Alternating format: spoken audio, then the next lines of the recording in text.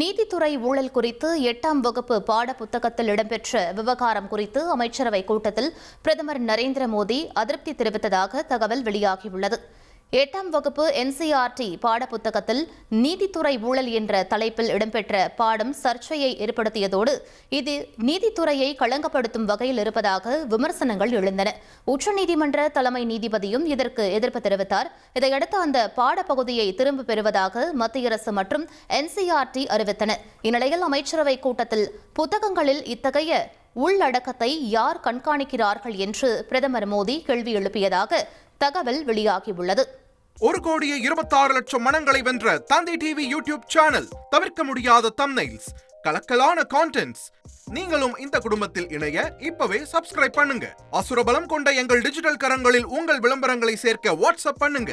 8939888838. Email advttv@dttv.in.